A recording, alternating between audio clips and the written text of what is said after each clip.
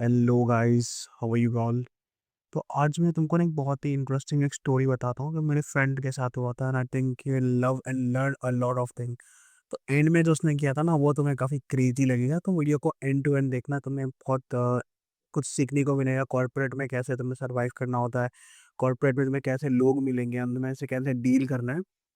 तो क्या हुआ था कि मेरा एक दोस्त है, वो बेसिकली काफ़ी अच्छा परफ़ॉर्मर था, ठीक है? और एक काफ़ी अच्छा काम कर रहा था, सब कुछ बहुत सही चल रहा था। तो उसको इवन उसका मैनेजर काफ़ी टाइम उसको प्रेज़ करता था कि भाई तुम बहुत बढ़िया काम कर रहे हो। तुम उसको बहुत सारे अवार्ड्स मिले थे, उसको रेटिंग भी लास्ट 3-4 साल में काफ़ी 3-3, 4-4, 5-5 रेटिंग्स मिले थे उसको।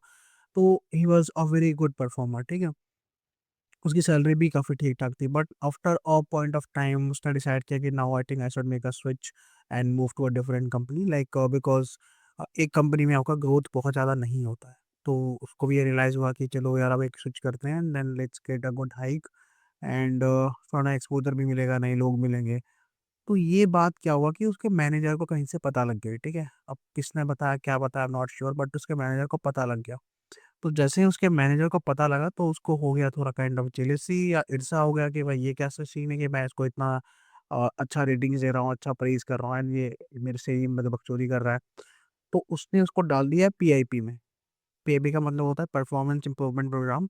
ये बेसिकली क्या होता है, कोई भी अगर सही से परफॉर्म नहीं कर रहा तो उनको 6 महीने के लिए पीआईपी में डालते हैं। उसमें उनको टाइम देता है कि आप इम्प्रूव करो, या फिर बेसिकली ये होता है कि आपको निकालने की ही तरीका होता है। आपके 6 मंथ्स के लिए आपको पीआईपी में डालते हैं, उसके बाद most likely they fire you और ले यू ऑफ, ओके। तो ये उसका मैंने रेडी किया।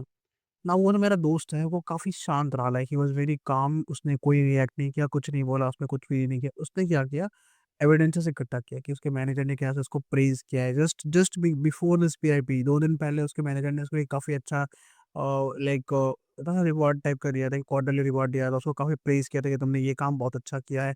एंड वो भी रिटर्न में, ठीक है? उसको टीम्स वगैरह में लिख के दिया था, स्लैक वगैरह में मैसेज लिख कर दिया था।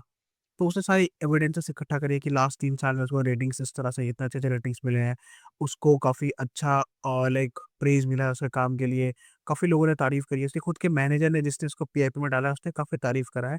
तो उसने सारी एविडेंसेस को स्क्रीनशॉट वगैरह इकट्ठा किया, एक तरह का एक्सेल फाइल बनाया। उसमें सब कुछ उसने जॉट डाउन किया हर एक पॉइंट। एंड उसके बाद क्या किया उसने कि ये सब चीज़ को उसने एचआर को मेल नहीं किया, बिकॉज़ एचआर का जो होता है ना वो मैनेजर के साथ उनका सेटिंग्स होता है। तो एचआर को करने का कोई मतलब था नहीं। उसने बहुत ही समझदारी दिखाया यहाँ पे। यहाँ पे उसने एचआर को नहीं किया बल्कि बल्कि कंप्लायंस को कर दिया, एंड वो भी फॉर एग्ज़ाम्पल उससे जो कंपनी था वो यूएस का था, he was working in India, तो इंडियन कंप्लायंस टीम को उसने मेल नहीं किया। उसने यूएस वाले जो एचआर्स होते हैं एंड कंप्लायंस टीम होता है, उनको मेल किया वो सारे एविडेंसेस के साथ। एंड उसके बाद क्योंकि कंप्लायंस किसी कोई भी कंपनी कंप्लायंस को काफ़ी सीरियसली लेती है। तो जब उसने देखा, उसने सब कुछ रिपोर्ट किया कि ये होने के बाद अगर कोई बंदा तुम्हें पीआईपी में डाल रहा है, इसका मतलब कि there is something wrong with the system, with the process. And उसने बहुत ही ठंडे से, बहुत ही काम होके ये सब चीज़ें बताई उस कंप्लायंस के मेल में। एंड 2 दिन के बाद उस मैनेजर पे एक्शन हुआ and that manager got laid off.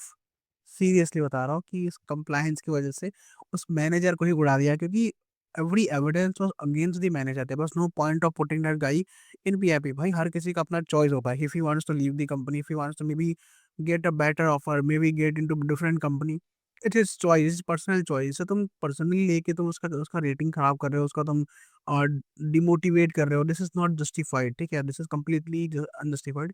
तो मोरल ऑफ द स्टोरी क्या है कि जब भी तुम्हें कोई इस तरह का सिचुएशन में फँसा है, तुम भाई शांत रहो, डोंट रिएक्ट, उसके सामने कुछ मत बोलो, जस्ट कलेक्ट द एविडेंसेस जो तुम्हें सपोर्ट करता है, कि जो तुम्हारे चीज़ों को सपोर्ट करता है। एंड अपनी लोकल एचआर से कॉन्टैक्ट मत करो, बिकॉज़ तुम लोकल एचआर तुम्हारे सीनियर के साथ ज़्यादा क्लोज़ हैं। Even if you are complaining to local HR, he will directly communicate with your manager and उसके बाद तुम्हारा ही प्रॉब्लम्स हो जाएँगे इसमें।